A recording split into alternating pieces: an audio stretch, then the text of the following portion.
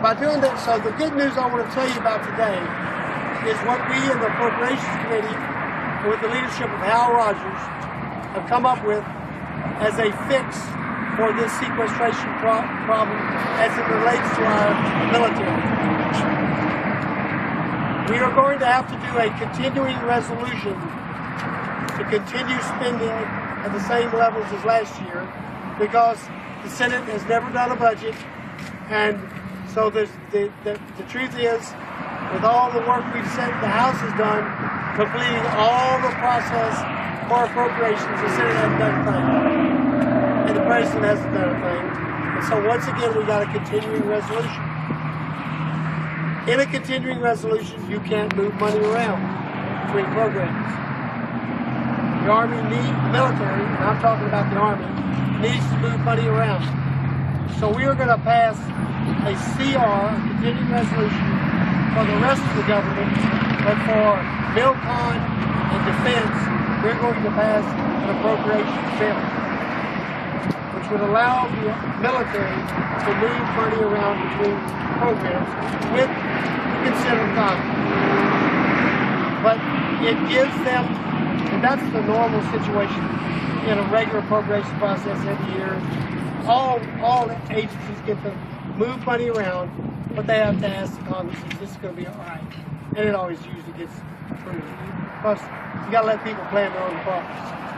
But this would give the Army and all the military a much better position to operate on, and the cuts would still go forward, but they would go forward in such a way they would not harm our fighting men and women. I'm going to pass this now to my good friend Roger Williams.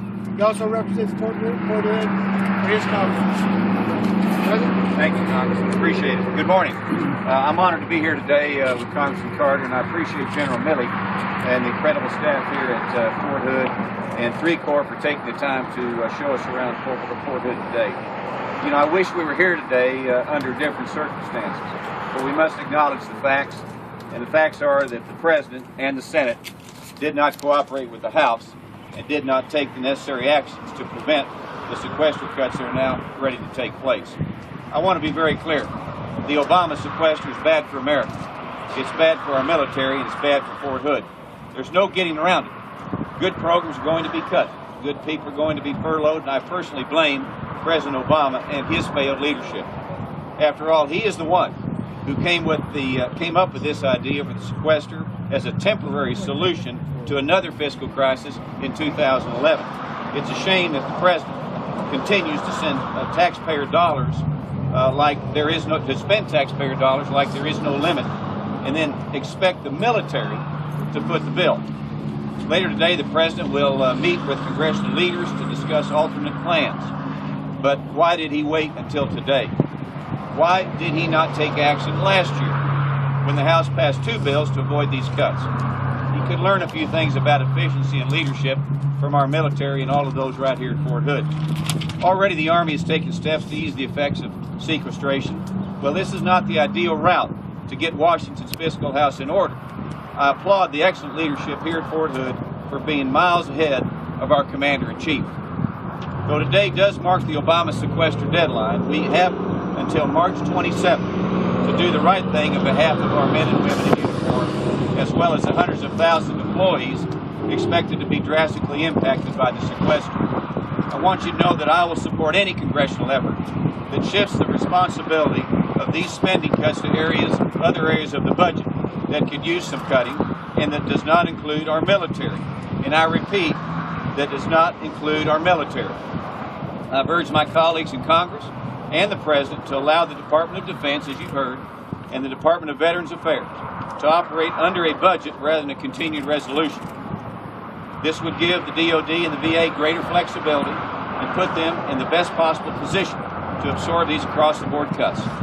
These continued resolution further constrains the Army's ability to modernize and provide priority facilities essential to our forces, with restrictions preventing new program starts and production rate increases. The Nonpartisan Congressional Budget Office said our defense program was already underfunded by 5% before the Obama sequester, with modernization underfunded by 10%. Overall, the Obama sequester requires the DoD to cut $46 billion in fiscal year 2013 and up to 800,000 DoD civilians furloughed. It puts nearly 35,000 jobs in Texas at risk, requires $291 million of reductions at Fort Hood, and results in an overall economic loss of $2.5 billion in the Lone Star State.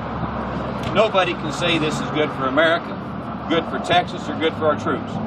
In the coming weeks, I will continue to fight on behalf of Fort Hood, as Congressman Carter will, and we will debate and have these debates in Washington on the budget.